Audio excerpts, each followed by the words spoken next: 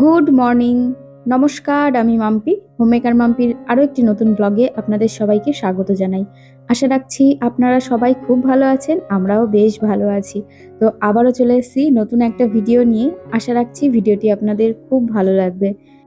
আজ হচ্ছে মঙ্গলবার আর এখন বাজে সকাল ৯টা। এখন থেকেই আপনাদেরকে সঙ্গে নিয়ে ভিডিওটি শুরু করলাম। বিজয় এইমাত্র বাজার থেকে ফিরল।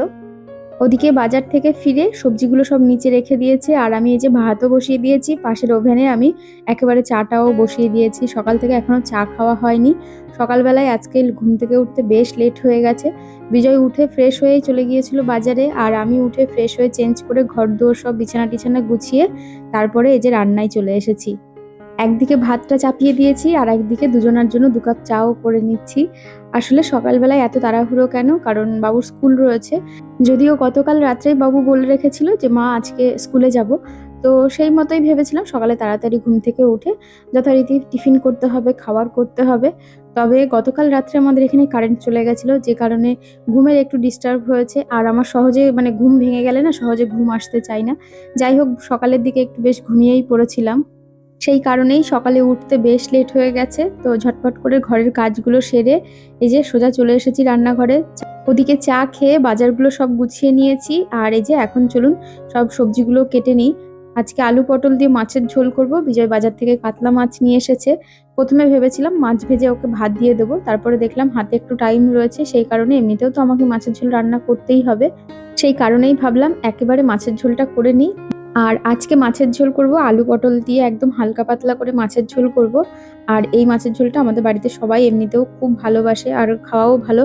আর যে পরিমাণ গরম পড়েছে, ভীষণ পরিমাণে গরম পড়েছে আমাদের এখানে। আর এই গরমের মধ্যে একদম হালকা পাতলা মাছের ঝোল খাওয়াই বেশি স্বাস্থ্যকর আমার মনে হয়। আমার গত ভিডিওতে একটি দিদিভাই আমায় কমেন্ট করেছে সিনবেজ অ্যাকাউন্ট থেকে। তো দিদিভাই লিখেছে, আমার মেয়ে আইসিএসসি ক্লাস 10 আর 12-এ বোর্ড এক্সামের সময় রাত ৩টে-৪টে পর্যন্ত পড়তো আর আমি ওর সঙ্গে জাগতাম, আবার ভোরবেলা উঠে পড়তাম। ছেলের স্কুল, ওর বাবার অফিস থাকতো। ওরা রাত জাগলেও অন্য সময় ঘুমিয়ে নেয়, কিন্তু আমার আর সারাদিনের রেস্ট নেওয়া হতো না। বিকেল হলেই ছেলেকে সুইমিং ক্লাসে নিয়ে যাওয়া, সেখান থেকে টিউশনে নিয়ে যাওয়া। খুব শরীর খারাপ হয়ে গিয়েছিল আমার। মেয়ের রেজাল্ট খুব ভালো হয়েছে, কলেজে অ্যাডমিশন চলছে। যাই হোক, তোমার ব্লগ দেখতে খুব ভালো লাগে, একটু বড় ব্লগ দিও। থ্যাংক ইউ সো মাচ দিদিভাই, এত সুন্দর এত বড় একটা কমেন্ট করার জন্য। সত্যিই গো দিদিভাই, বাবা মা হওয়া সত্যিই মুখের কথা না। বাবা মা হতে গেলে অনেক ধৈর্য আর সহনশীলতার পরীক্ষা দিতে হয়। একটা সন্তান মানুষ করা তো চারটেখানিক ব্যাপার না।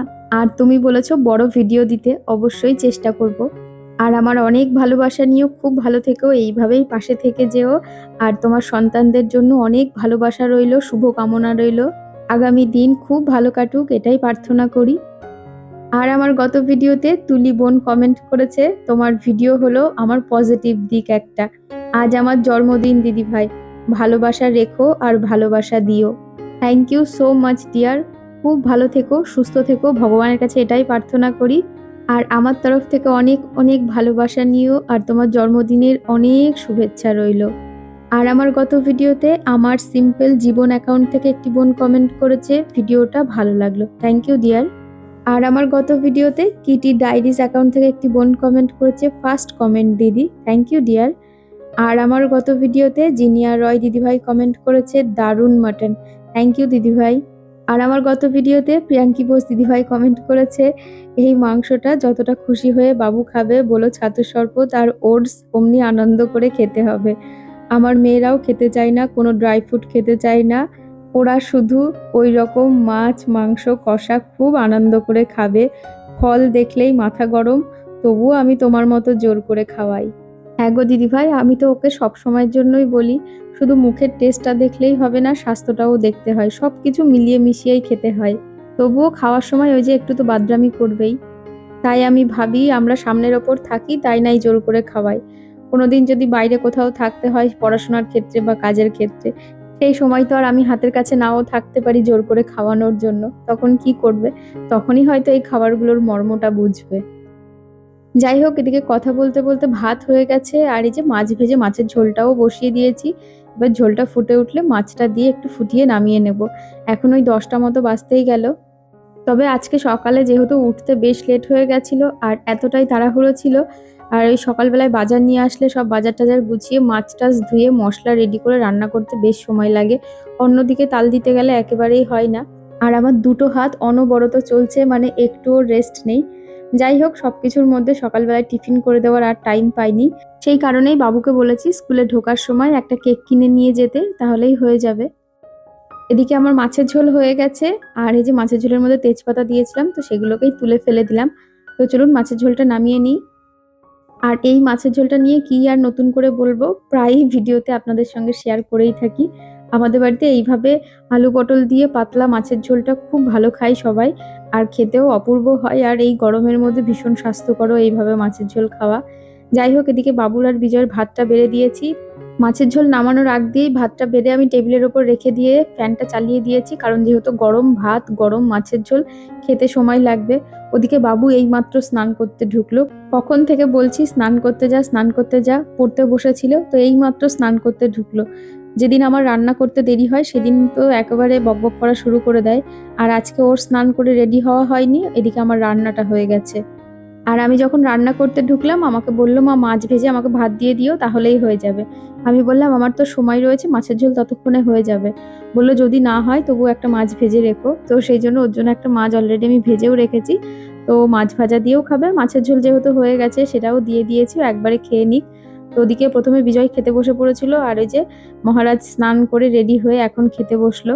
তবে এখনো পুরোপুরি রেডি হয়নি, সক্স পরা হয়নি, আই কার্ড ঝোলানো হয়নি। খেয়ে নিক, খেয়ে নিয়ে তারপরে রেডি হয়ে নেবে। ওদিকে বাবু খাচ্ছে, আর এদিকে যে ঘরে ছিল এক প্যাকেট প্রভুজির লাড্ডু ছিল। এই লাড্ডুগুলো না খেতে আমার কাছে ভীষণ ভালো লাগে। তো এখান থেকে দুটো বাবুকে দিয়ে দেবো। আর বিজয় বাজার থেকে লিচু নিয়ে এসেছে, আর লিচু বাবু খেতে খুব ভালোবাসে, তো কিছু লিচুও আমি দিয়ে দিয়েছি বইয়ের ব্যাগের মধ্যে। আর এই যে লাড্ডুও দিয়ে দিচ্ছি, আর ওকে যাওয়ার সময় বলেছি কেক নিয়ে যেতে, ব্যাস হয়ে যাবে টিফিন। ওদিকে বাবুর খাওয়া হয়ে গেছে, ও রেডিও হয়ে নিয়েছে। এখন বেশ বাজে 10টা 10-15 তো বাজতেই গেল। তো এই যে স্কুলের জন্য রওনাও দিয়ে দিয়েছে।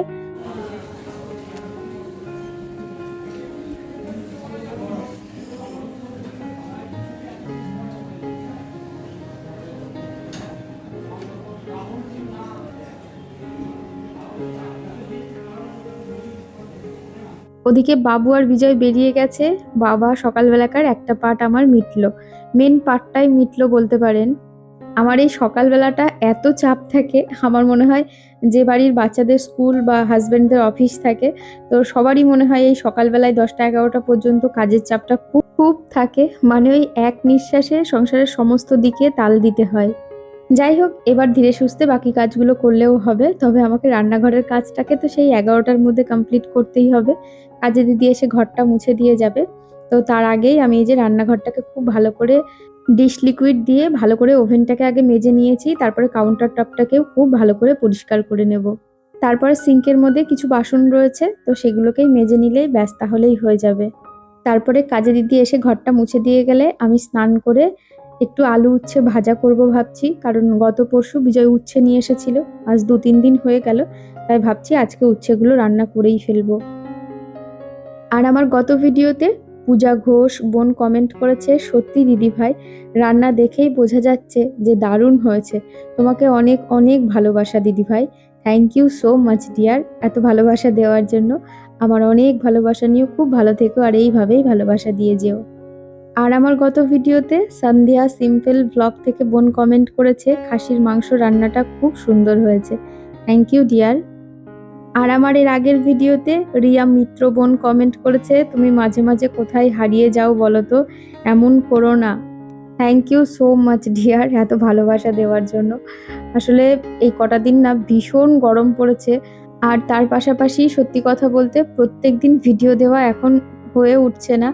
আর প্রতিদিন ভিডিও দিতে গেলে না ভীষণই কষ্ট হচ্ছে। সেই কারণেই আমি একদিন বাদে বাদে ভিডিও দিচ্ছি, আবার সেই আগের মতো। আবার যখন আগের মতো আমি প্রতিদিন ভিডিও দিতে পারবো, অবশ্যই তোমাদের সঙ্গে আমি ভিডিও শেয়ার করব। প্রতিদিন দিতে গেলে বেশ কষ্ট হচ্ছে, সেই কারণে প্রতিদিন দেওয়া হচ্ছে না, একদিন বাদে বাদে আগের মতো দিচ্ছি। প্লিজ কিছু মনে করো না। যাই হোক, এদিকে কথা বলতে বলতে রান্নাঘরটাকে একদম পরিষ্কার পরিচ্ছন্ন করে নিয়েছি, ঝকঝকে করে নিয়েছি। তো আমার কাজ আপাতত এখানেই শেষ হচ্ছে। কাজে দিদি চলে এসেছে, ঘর মোছাও অলরেডি শুরু করে দিয়েছে। আর এই যে ওভেনের যে ঝিকগুলো থাকে সেগুলোকেও ভালো করে মেজে আমি উপর করে রেখেছিলাম, জল ঝরিয়ে গেছে। তো এবার সব জায়গা মতো গুছিয়ে রাখবো। তো চলুন ভিডিওটা আর বড় করব না। আর আজকের ভিডিওটা আপনাদের কেমন লাগলো অবশ্যই কমেন্ট করে জানাবেন। ভালো লাগলে একটি লাইক করবেন। আর যারা নতুন বন্ধুরা আছেন প্রথমবার আমার ভিডিও দেখছেন, আপনারা চাইলে সাবস্ক্রাইব করে আমার পাশে থাকতে পারেন। আবারও দেখা হবে নতুন একটা ভিডিও নিয়ে। ততক্ষণ সুস্থ থাকবেন, ভালো থাকবেন। টাটা।